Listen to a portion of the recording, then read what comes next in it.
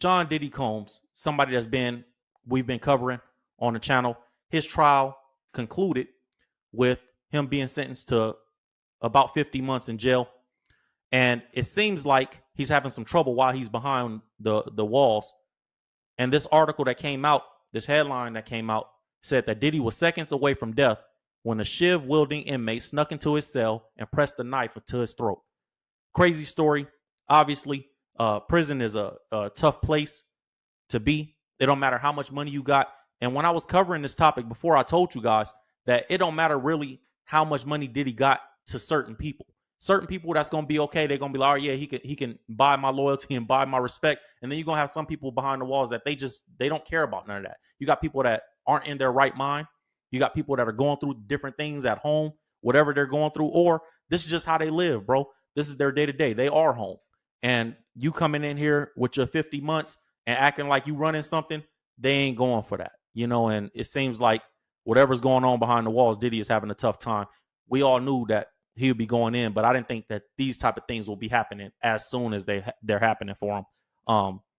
And obviously, some people are not going to be sad about this, but I think I was incarcerated when I was young, and I never forget one time we were raided. We got raided by the COs, and it was because of some nonsense that happened with one of the inmates, and the COs did us grimy, right? And they ripped our letters. They threw lotion all over our mail, and they destroyed the house pretty much, right? And I'll never forget, the next morning, a sergeant came in to apologize to all the inmates that were in that cell block. And he said something that always stuck with me. He said, I disciplined my staff, and I want to let you guys know personally, I've been doing this for 30 years, and you guys are in jail as a punishment. You're not in jail to be punished. He said, it's bad enough you're already in here. Your freedoms are all stripped away, right or wrong, whatever's going on. You guys are in here as a punishment. You're not here to be punished. So anytime, you hear these stories, just consider that perspective as well. Now, Diddy has made his bed. He obviously got to lay in it, but it's an unfortunate thing to be in jail, and you're already in jail. You're already away from everything it's the consequences of your actions. The Bible says you reap what you sow. God is not mocked, right? But this is what comes with it, and it's unfortunate. The article says a knife-wielding convict got close enough to Diddy to press a makeshift blade into his throat.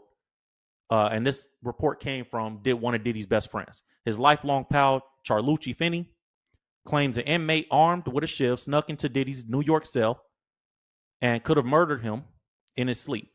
He said, quote, Diddy woke up with a knife to his throat. This is previously unreported according to this article. And obviously the jail that he's in right now, waiting his transfer to federal prison, is notoriously violent according to this article. He said, this is Diddy's best friend speaking again.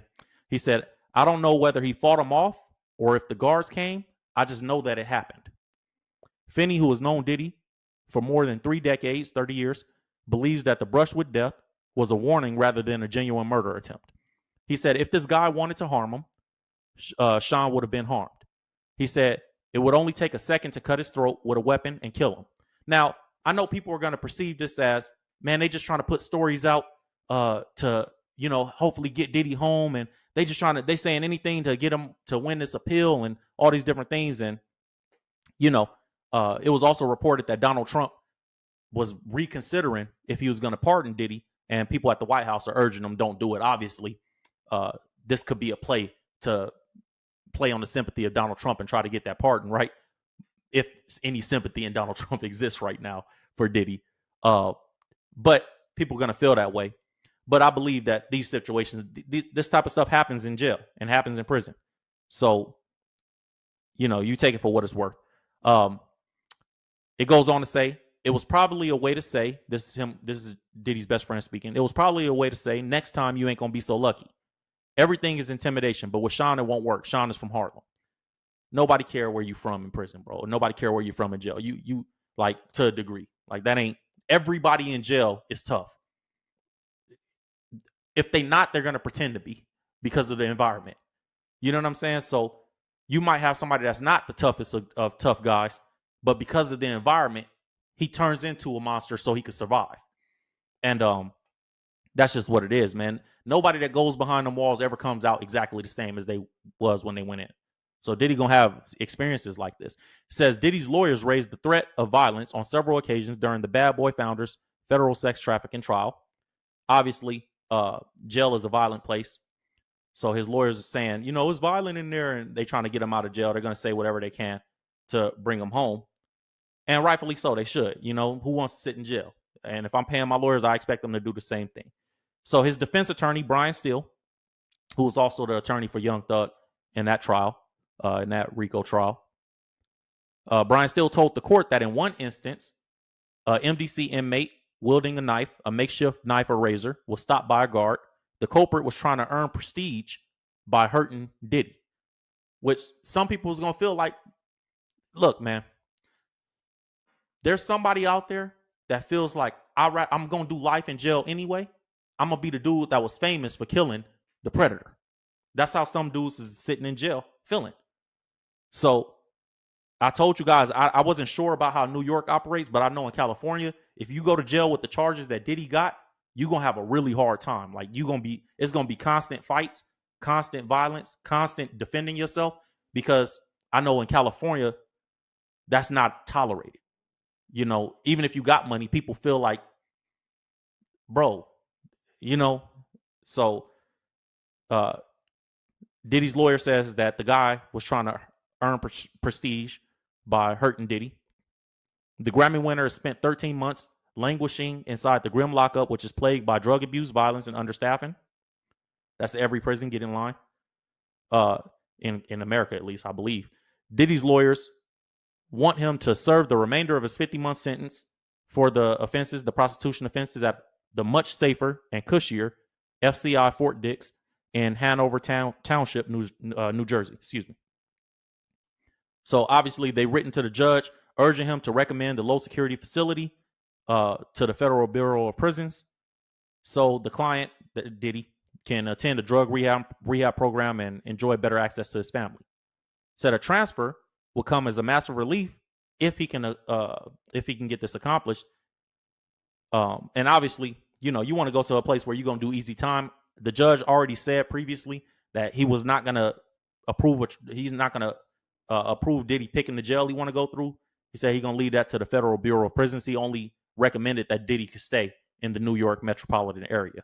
So I feel like the judge feels like that's enough. And I had somebody that was in the live stream on the previous one saying, you know, the BOP is going to make the decision, not the judge.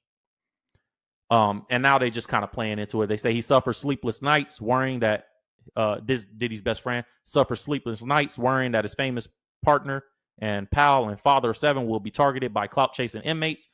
He says, Diddy's best friend says, Sean has kept a lot of this stuff to himself because he doesn't want to worry his family. But if you're in jail and you've been charged with anything sexual, it's not a good place to be. I agree. You know, anybody that's from the street, you gonna know. Anybody that's been through the system, you gonna know. This is not good. This is not a good situation to be in. Diddy's gonna do hard time. That's a long time when you got them type of charges. You know, and I know people feel like he should have got more time.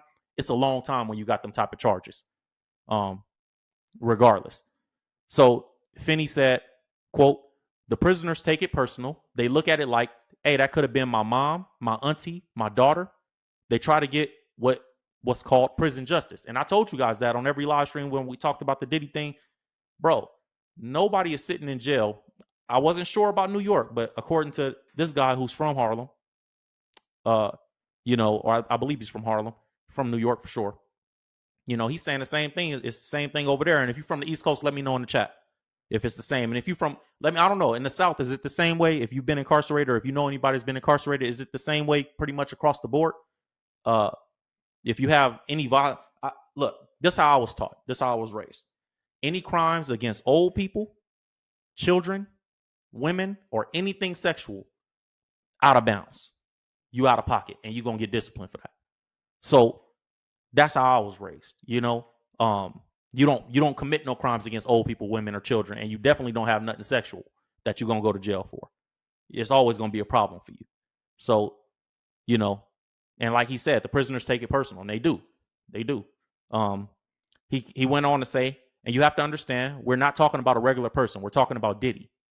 In July, Diddy was cleared of the trafficking and racketeering charges. Obviously, we knew that. The article's just reiterating. And we know what he was found guilty of by this point. So, Diddy said this from behind the walls. He wrote to the judge asking for a second chance, claiming that he was attending self-improvement classes and teaching business acumen to fellow felons. He said, "I'm proud to say I'm working harder than I ever have before. I'm committed to the journey of remaining a drug-free, nonviolent, and peaceful person." Well, you got to be committed to that stuff outside, bro. Because once you get into them people's hands and once you're in that system, you in that system. So it's gonna be what it is. Now, this looks like, what is this? What is this document here? Let's see. I skipped something. Oh, it's a work performance rating for Diddy. So Diddy is behind the walls. But that's all neither here nor there, to be honest with you. That's good for the prison, but in reality, bro, that don't really benefit nobody here. It's obviously a tough time for him behind them walls. Obviously, when you're going through these type of situations, you waking up with inmates holding knives to your throat, letting you know that you could be touched. That's all they really doing. They letting you know that you're touchable. And you going through these different situations. It's gonna be a tough time for Diddy, regardless of what he's going through. And obviously, you're gonna do all the programs and do anything that you can to get out early. So when we see that, people get mad at that stuff, like, oh yeah, but he trying to come home. Like, who wouldn't be trying to come home? Everybody, even I get it, but you got to do that time, bro, and you got to deal with the consequences.